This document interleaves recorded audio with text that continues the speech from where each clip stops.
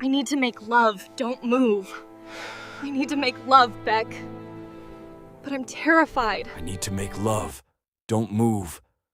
The words trembled from Magnolia Thornwell's lips as she stood in the scorching Wyoming dust, her calloused hands adjusting the suspender strap on Beckett Carraway's work shirt.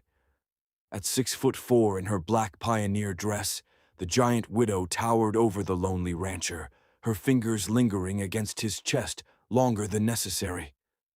Beck's breath caught. This quiet man who'd worked his failing ranch alone for 5 years, never expecting the blacksmith's widow to touch him like this, like she needed him. Maggie's dark eyes burned with 18 months of desperate loneliness as she whispered again, I need to make love, Beck. But I'm terrified. The lonely rancher stood motionless beneath her touch, the vast prairie stretching behind them, and what he did next would shock the entire town of Redemption Flats. But would this giant widow's forbidden confession destroy them both? And what was the lonely rancher hiding behind those downcast eyes that made him crave her strength instead of fear it? 3 months earlier, Magnolia Thornwell had stopped crying. The tears dried up the day after they buried Silas, her gentle giant husband, crushed under a mine beam that should have killed 3 men, but only took him. 18 months she'd spent alone in that forge, hammering iron until her hands bled, because if she stopped moving, if she'd let herself feel, the grief would swallow her whole. At 6'4" since she was 14, Maggie had learned early that the world wasn't made for women like her. Too tall, too strong, too much. But Silas had loved her exactly as she was, called her his magnificent mountain, and when he died, she'd believed that kind of love died with him. The morning Beck Carraway first walked into her forge changed everything, though she didn't know it yet. His horse had thrown a shoe 2 miles out, and he stood in her doorway with his hat in his hands, dust coating his worn boots. At 5'7", he was smaller than most men in Redemption Flats, and grief had carved lines around his mouth that made him look older than 38. His wife Sarah had died 5 years back, bled out trying to birth their baby who never drew breath. The town whispered he'd gone half mad after, worked himself numb on that failing ranch just to keep from remembering. But when Beck looked at Maggie, he didn't look at her collarbone like most men did, or at the sky, or his own feet. His gray eyes met hers straight on, and something in her chest that had been frozen for 18 months cracked just a little. Heard you're the best smithy between here and Cheyenne, he said quietly. His voice was steady, respectful, and it made her want to cry for reasons she couldn't name. Heard right, she managed, wiping soot-stained hands on her leather apron. Bring him around. As she worked on his gelding's hoof, Beck talked to the horse like it was people, murmuring reassurance that made the animal calm under her hands. Most ranchers cursed their horses or stayed silent. This man spoke tenderness like it was a language he'd never forgotten, even after everything he'd lost. You're good with him, Maggie said, driving the final nail home. Beck's lips quirked into something almost like a smile. He's better company than most people, he admitted. Then, softer. Present company excluded, ma'am. Something warm bloomed in Maggie's chest, dangerous and terrifying. She straightened to her full height, expecting him to step back like men always did when they remembered exactly how big she was. Beck didn't move. He looked up at her with those storm-gray eyes and said, Any man who can't see past inches to the woman wielding that hammer is a fool, ma'am. And I've been called many things, but never that. His hand touched her elbow, warm through her work shirt, and Maggie forgot how to breathe. Nobody touched her casually anymore. Nobody reached for her like she was something other than an oddity or a burden. That'll be $2, she whispered, her voice gone rough. Beck pressed coins into her palm, his fingers lingering against hers in a way that made her pulse hammer wild. I'll be back, he promised. Got 3 more horses that'll need shoeing come September. September was 6 weeks away. Maggie knew it. Beck knew it. And the way he looked at her before mounting his gelding told her he was already counting the days. She watched him ride away across the sage-dotted prairie, her palm still burning where he'd touched it, and Magnolia Thornwell let herself hope for the first time since they'd lowered Silas into the ground. Maybe, just maybe, she wasn't done being wanted after all. Beck came back in 3 days, not 6 weeks, and his fence post was perfectly sound. Maggie saw him riding up the dusty road to her forge, and her heart did something stupid. It leaped like a girl's, not a 34-year-old widow's who should know better. She wiped her hands on her apron and tried to look casual, like she hadn't thought about those gray eyes every night since he left, like she hadn't dreamed about the way his voice had gone soft when he called her ma'am. Beck dismounted with easy grace, pulled a fence post from his wagon, and met her eyes with something that looked almost like nervousness. "Post rotted clean through," he said. "Thought you might have spare ironwork." Maggie looked at the post, looked at Beck, looked back at the post that was clearly fine except for one suspiciously fresh crack that could have been made with an axe. "That's so?" she asked, fighting a smile. Beck's ears went red. "Well, mostly through," he amended. "Figured it's better to be safe." The lie sat between them like a gift, and Maggie felt something in her chest unfold, warm and terrifying. He'd broken his own fence post just to see her again. "Come inside," she said. "I'll see what I have."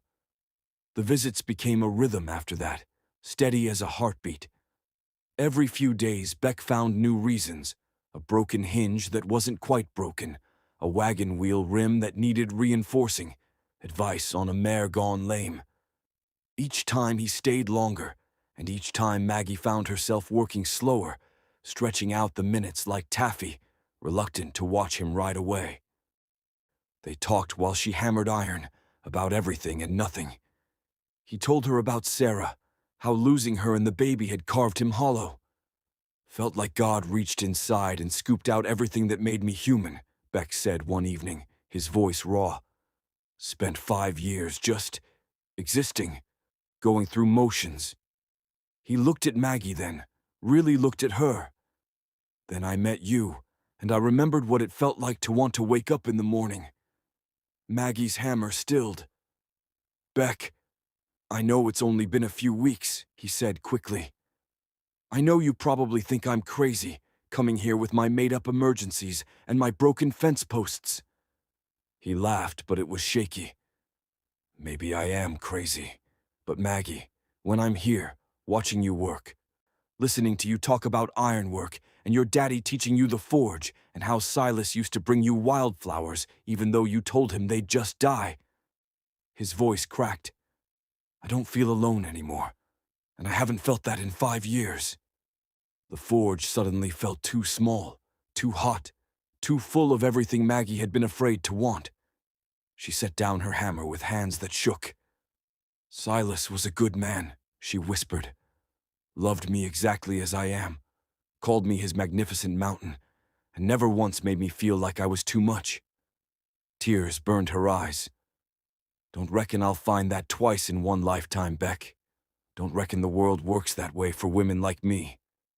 Beck stood up then and moved closer, and Maggie's breath caught because he was looking at her the way Silas used to, like she was everything. "Maggie, I need to tell you something, and I need you to really hear it." His voice was steady, but his hands trembled. "I don't come here for the ironwork. I come because you make me laugh with your terrible jokes about politicians. I come because you argue with me about whether horses are smarter than cattle, and you don't back down even when I'm being stubborn." He stepped closer still, close enough that she could smell leather and sweat and something uniquely him. "I come because I'm falling in love with you, and I needed you to know before I lost my nerve." The world tilted. Maggie grabbed the workbench to steady herself, certain she'd misheard, certain this was some cruel dream. "Beck, I'm—" The words tangled in her throat. Too tall, too strong, too much. All the things she'd been told her whole life. Too tall? Beck's voice was gentle. Too strong. Too much. He reached up, had to reach up because even her shoulders were above his head, and his hand cupped her soot-stained cheek with heartbreaking tenderness. Sarah was tiny, delicate as porcelain, 5 foot nothing, and I could lift her with one arm. His thumb brushed her cheekbone. I loved her with everything I had, Maggie.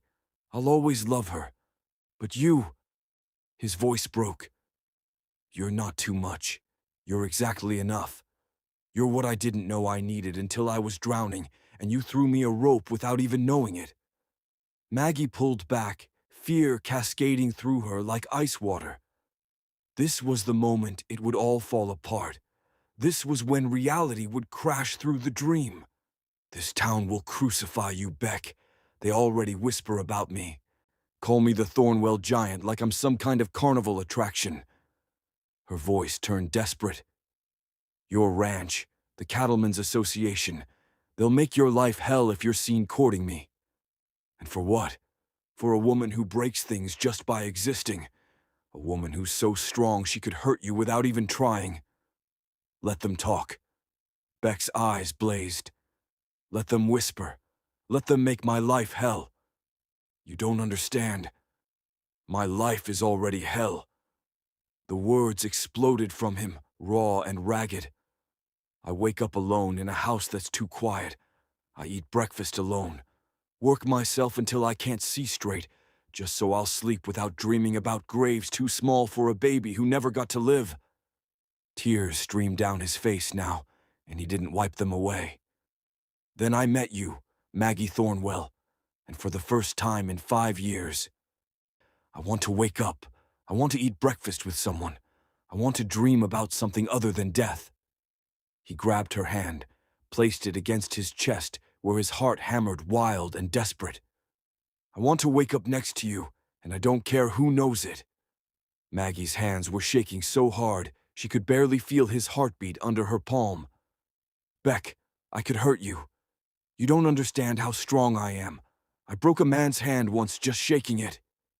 Cracked 3 of Silas's ribs one night when I forgot to be careful, and I'm not asking you to be careful. Beck's voice went low, fierce, almost angry. I'm not asking you to be gentle or small or anything other than exactly who you are. He pulled her hand tighter against his chest. I'm asking you to be yourself. To let me love you without you shrinking to fit some impossible idea of what a woman should be. I'm asking you to love me back without holding anything in reserve. His eyes searched hers. Can you do that, Maggie? Can you let yourself be loved by someone who wants your strength, not in spite of it, but because of it? The question hung between them like something alive, pulsing with possibility and terror. Maggie opened her mouth to answer, to say yes, to say she thought about him every night and dreamed about what it might feel like to be held by someone who didn't fear her. The door slammed open. Sheriff Morrison stood there with 3 members of the town council, their faces grim and officious. Caraway, Morrison said, not bothering with pleasantries. We need to discuss the Thornwell situation. Been thinking we could arrange something suitable. Got 3 prospects who might be willing to take on the property and the woman if the terms are right. Get out. Maggie's voice was ice and iron. Get out of my forge. Now, Maggie, we're trying to help, Councilman Peters said in that patronizing tone that made her want to hit something. You can't run this place forever. You're not getting any younger, and face facts. You're not exactly the marrying kind without some help. We've identified some men who might be convinced if the price is. I said get out. The hammer in Maggie's hand bent the anvil's edge when she brought it down, the metal shrieking. All 4 men jumped back. They left, muttering about hysterics and unwomanly behavior, but Maggie knew what was coming. She'd seen this before, in other towns, with other women who didn't fit the mold. They'd call a town meeting. They discuss her like livestock. They decide her future without her, and there wasn't a damn thing she could do about it, because that's how the world worked for women, especially women like her. Beck's hand found hers in the ringing silence. "Maggie," he said quietly, "what I did next was ask you to marry me. But I think I need to do something else first." His jaw set in a way that made him look dangerous, despite his size. "I think I need to remind this town that you're not property to be managed." "Beck, what are you—" But he was already walking toward the door, toward his horse, and when he turned back, his eyes held something that looked like rage, wrapped in righteousness. "Saturday," he said. "Town meeting. Be ready, Maggie. Because I'm about to shock the entire town of Redemption Flats, and I need you to trust me when I do." Then he was gone, and Maggie was left standing in her forge, with her heart hammering and the terrible, wonderful certainty that everything was about to change. The emergency town meeting was packed.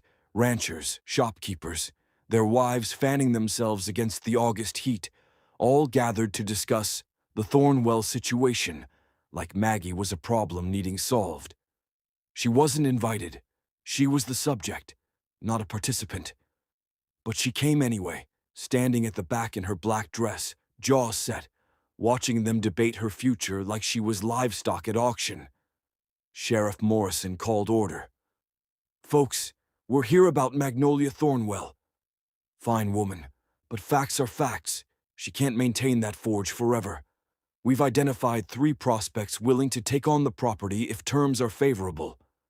He cleared his throat. "Now, about the woman herself, we'd need to discuss incentives." The doors slammed open. Beck Carraway walked in, his face carved from stone, and the room went silent. He moved through the crowd like Moses parting the Red Sea, straight to the front where the council sat. Then, with every eye on him, Beck stepped onto the table. "Get down from there," Morrison sputtered. "Shut up, Morrison." Beck's voice rang clear as a bell. "All of you, shut up and listen." His eyes found Maggie at the back, and something in them made her knees weak. Maggie Thornwell is not a problem. She's not a situation. She's not livestock to be bargained over or a burden to be managed. The room erupted in gasps and protests. Beck raised his voice over the chaos. "She's the strongest person in this room, and I don't mean her arms, though she could break most of you in half." Nervous laughter rippled through the crowd. "I mean her heart, her spirit. She's got more dignity in her little finger than this entire council combined." He jumped down from the table, the crowd parting as he walked toward Maggie. Every eye followed, every breath held. "She's also the woman I love," Beck said, his voice carrying to every corner. "The woman I intend to marry, if she'll have me." The gasps were audible now. Mrs. Abernathy clutched her pearls. Morrison's mouth fell open. Beck reached Maggie where she stood frozen in the doorway, and without hesitation, without shame, he dropped to one knee in front of God and everyone. "Magnolia Thornwell," Beck's voice cracked, but held steady. "I'm not much. Got a failing ranch, a reputation for being difficult, and I'm shorter than you in every way that matters to these fools." He pulled a simple gold ring from his pocket. "But I love you. I love your strength, your laugh, the way you argue with me about everything. I love that you make me want to be better, want to wake up, want to live again." Tears streamed down his face. "I'm not asking you to shrink. I'm asking you to be my wife, my partner, my magnificent mountain. Marry me, Maggie. Let me spend my life proving you're not too much. You're everything." The silence was deafening. 300 people held their breath. Maggie looked at Beck kneeling before her, at the ring sized for her strong hands, at the town that had spent 18 months pitying her. Her voice came out broken and beautiful. "Yes." Then louder, fierce, "Yes." Beck surged up, and Maggie bent down, and they met in a kiss that was scandalous and perfect and everything. When she lifted him clear off the ground, spinning him, his laugh was pure joy. The town hall exploded. some cheering, some gasping, but Beck and Maggie didn't care. They walked out hand in hand, leaving Redemption Flats to gossip about the day love shocked them all. 3 weeks later, they married in her forge, Maggie towering over everyone in cream-colored dress she'd sewn herself. When the preacher said, "You may kiss your bride," Beck reached up and Maggie bent down, and their kiss tasted like coming home. At the reception, she lifted him onto her shoulders and paraded him around while the town cheered, and Mrs. Abernathy finally admitted they looked stupidly happy. But the moment that mattered came later, alone in their ranch house. Maggie stood by the window trembling. "I'm terrified I'll hurt you," she whispered. Beck turned her around, looking up with steady gray eyes. "Then you'll hurt me by accident, and we'll laugh about it later. But Maggie, I need you to hear this. I'm not afraid of your strength. I'm asking for it." "What?" "I need to make love, don't move," Beck whispered, pulling her toward their bed. "I need you exactly as you are. No holding back, no being careful, no treating me like I'll shatter." His voice grew fierce.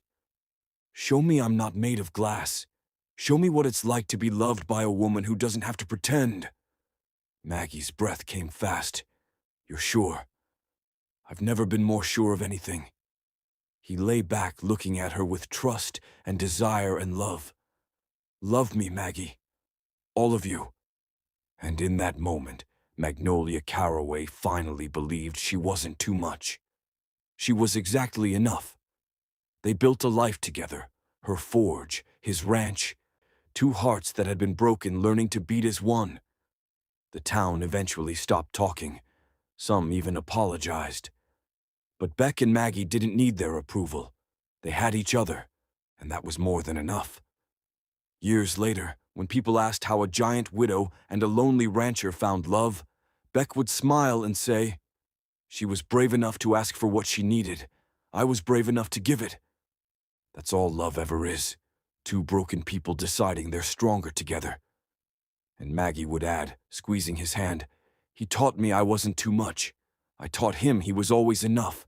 That's the real story." If this story touched your heart, hit that notification bell. Because love stories like this, stories about people brave enough to want each other exactly as they are what this channel is all about. Don't miss the next one.